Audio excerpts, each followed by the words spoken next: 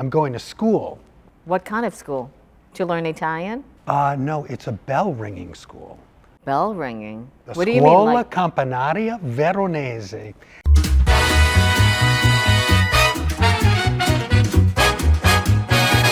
Open bar with Stevie.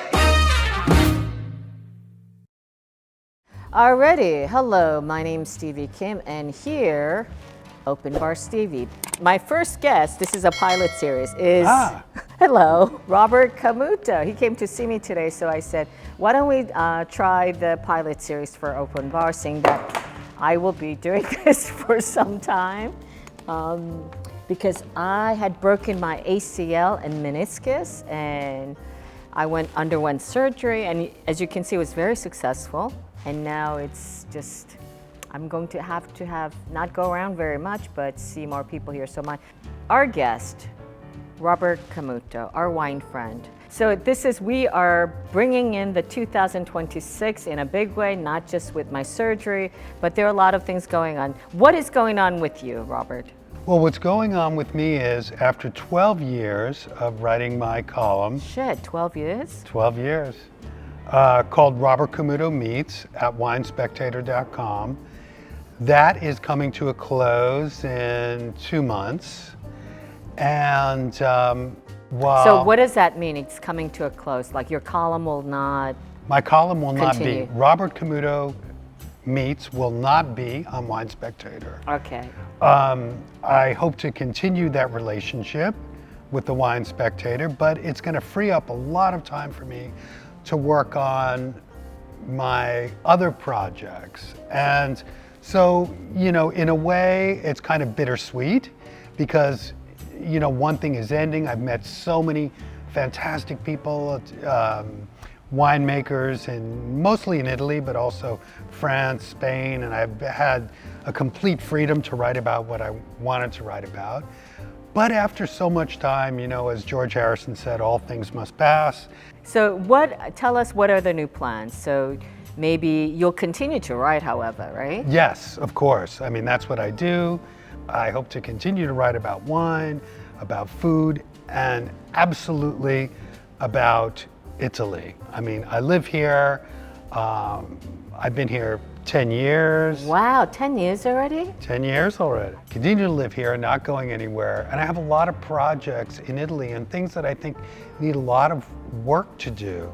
I'm working on my next book with the working title called The Beauty of Work, which branches out from the fields of wine and food that I'm most comfortable with and goes into all these other areas of craft in Italy that are really under pressure in this kind of global technical economy that we're facing now. And I think they're all things that are worth fighting for, whether it's like traditional stone carving, weaving, silk making, so many of these. So not necessarily about wine? No. Okay. No, because I think, at some point it's all the same. These are all the things that make living in Italy worthwhile and that make Italy so fantastic and interesting.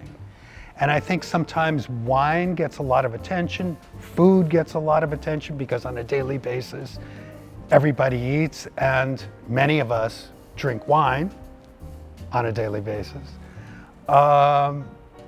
But these are also things that, I think are really worth preserving, talking about, and cultivating excellence. So like over these 12 years, what are some of the things or like one article you wish you had written that you weren't able to write?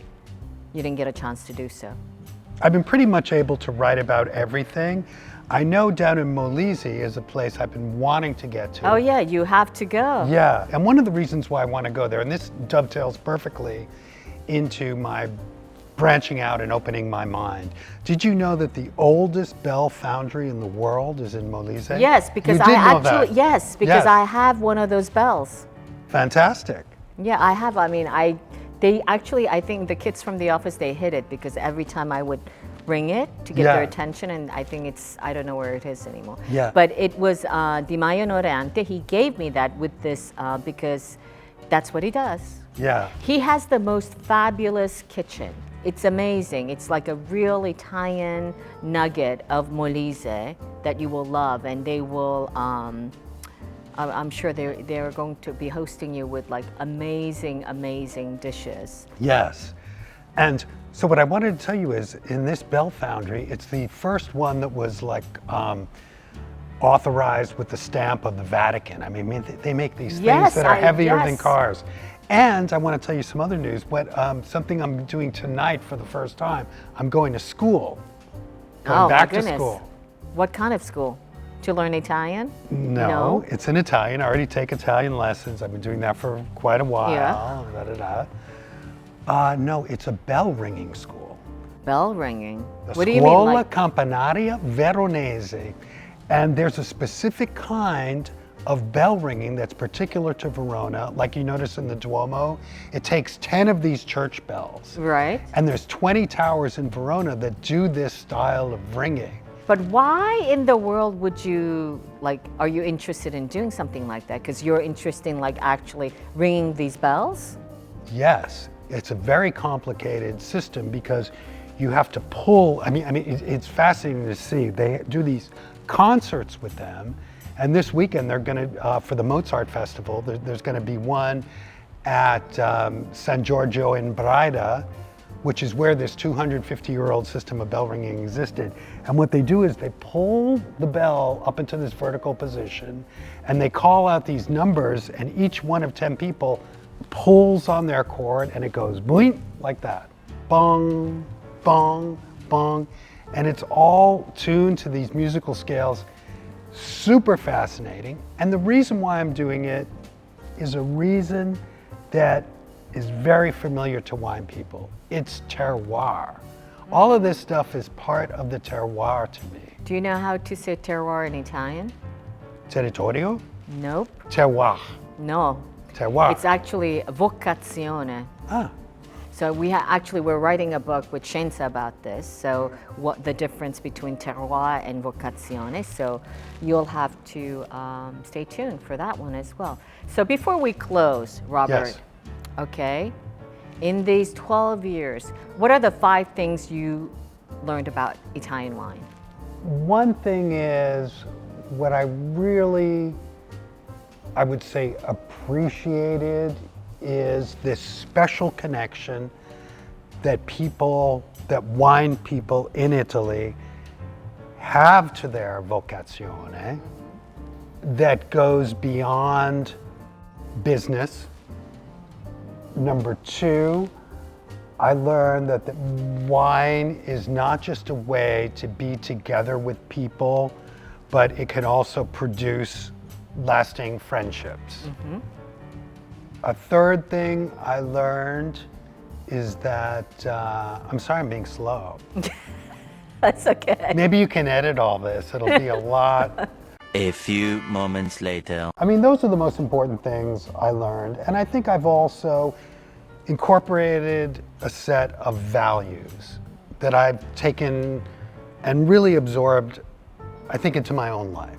I'll give you an example. I think that with wine, respecting nature, respecting consumers, respecting workers, I think with all of that, wine is going to be okay, because I think there's been a lot of discussion about crises and communication. Yeah, and you wrote an article, a recent article that I would like everyone to maybe go have a read, the recent article on Spectator. That was called How Vino Can Save Us. Yes, How Vino Can Save Us. What about dry January?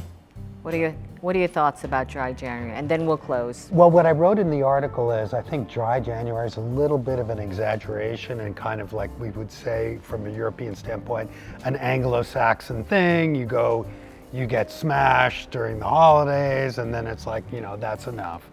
I write in this article more about the rhythm of Italian life, of, Christmas time is a month of festivities. And then after that, things go back to normal. I mean, we spent Christmas week here, and every day was aperitivo, Yep. aperitivo. But always with people, always in a social context. And so now things are back to normal until Carnival. Maybe we get a little crazy again. And then, tapers off before Easter in Italy. So it's about that, the rhythm of Italian life and what we can learn from it, and not being so black and white that this month is dry and this month is wet and this month is this and that. Okay, excellent. Alrighty, so we are looking forward to getting some updates. When next time he pops by, we will have another session with Robert Camuto, breaking news. He will discontinue his column, Robert Camuto Meets. But you'll be able to find me on Substack and on my website. Okay. I'm going to be writing a post called Italy Matters. Italy Matters. Have you started your Substack series already?